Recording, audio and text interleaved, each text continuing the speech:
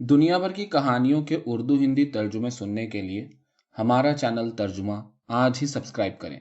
शुक्रिया। Ignazio salon की कहानी झोंपड़ा, तर्जुमा सत्तार ताहिर। कब्रिस्तान की टूटी फूटी दीवार पर सर झुकाए बैठा हुआ रॉबर्टो दूर से किसी ऐसे मुजस्समे की तरह दिखाई दे रहा था जो गहरे मुराकबे में हो और हरकत न कर सकता हो। एक उलझन थी जिसने रॉबर्टो को गुमसुम कर दिया था और वो गांव से निकलकर कब्रिस्तान आ गया था। मरने के बाद कब्र और जिंदगी में सर छुपाने के लिए कोई जगह, गली, बंगला, मकान, टूटा फूटा घर, झोपड़ा या फिर गार। और उसने आहिस्ता से अपने हाथ को हिलाया, अपनी मैली भद्दी उंगलियों पर एक निगाह डाली, हाथ घुटने पर रखा और अपने दिल में कहने लगा, खुदावंदे यसू ने कहा था, भेड़ियों के लिए भट हैं लेकिन इब्ने आदम के लिए कोई जगह नहीं। हाँ, उसने अपने आप से कहा, ऐसी ही बात खुदावंदे यसू ने कही थी। सही अल्फाज तो फादर एम्बर्टो को ही याद होंगे। उसके जिस्म में हल्की सी लर्जिश पैदा हुई। उसने अपने दिल में कहा, ख्वाह कुछ भी हो लेकिन मैं इब्ने आदम नहीं हूं। अपनी खुरदुरी दहकानी सोच पर वो खुद हैरान रह गया। अच्छा, तो फिर मैं कौन हूं? शायद मैं कोई भी नहीं हूं, कुछ भी नहीं हूं। नहीं, मैं हूं। ये मैं ही हूं जो कब्रिस्तान की टूटी फूटी दीवार पर बैठा हूं और जाने कैसी अनोखी और नाकाबिले यकीन बातें मेरे जहन में कुलबुला रही हैं। मैं ऐसा क्यों सोच रहा हूं? उसने सर को जोर से झटका। अब वो मुजस्समा नहीं था, जीता जागता आदमी था। गांव में काम नहीं और जमींदार ने मुझे रहने के लिए जो झोंपड़ा दिया था उससे निकाल दिया है, इसलिए मैं यहां बैठा हूं। गांव में मेरा कोई नहीं, कब्रिस्तान में मेरा कौन है? उसके खुरदुरे चेहरे पर अजीब सी उदासी और नरमी दिखाई देने लगी। काश वो इस लम्हे अपनी सूरत देख सकता। मेरे सभी लोग मेरे इसी अपने कब्रिस्तान में हैं। माँ जिसे मैंने देखा नहीं, जो मुझे जन्म देकर मर गई, बाप जो 11 बरस की उम्र तक मुझे पीटता रहा, और हाँ, यहाँ अल्सांद्रो भी तो सो रहा है, मेरा दोस्त। हम दोनों एक जैसे थे, गरीब और सदा के भूखे। पेट भरा ही नहीं करता था। अल्सांद्रो चोरी करके इधर उधर से खाने पीने की चीजें ले आया करता था, फिर भी पेट की आग नहीं बुझती थी। अफसोस, उसे मरे भी 10 बरस हो गए।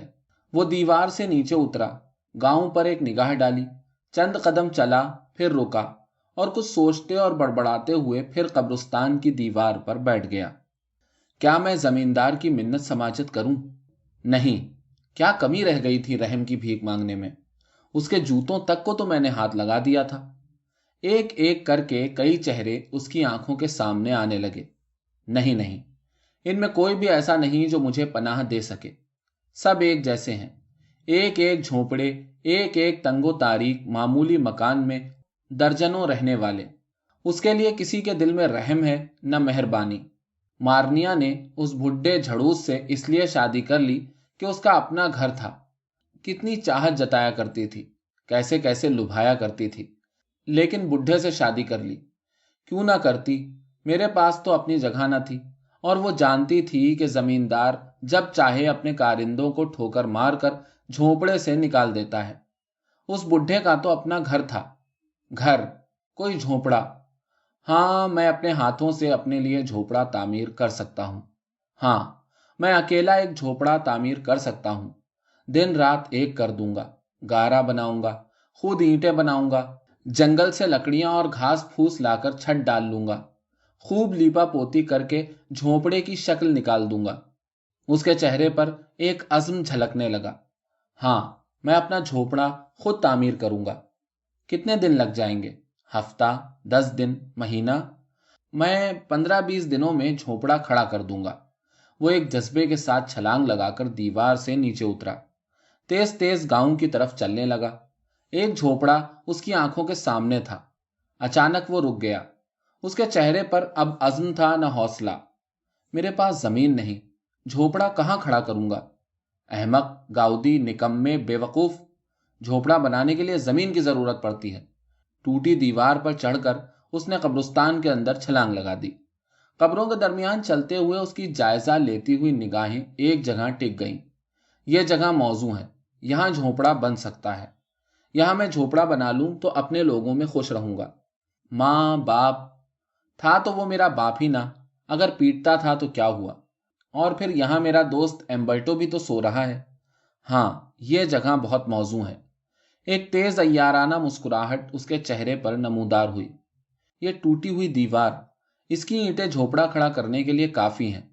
وہ تیزی سے دیوار کی طرف بھاگا۔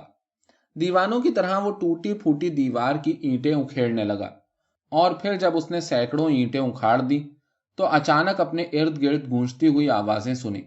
رک جاؤ بدماش، یہ کیا کر رہے ہو؟ اسے پکڑ لو، اس نے قبرستان کی بے حرمتی کی ہے۔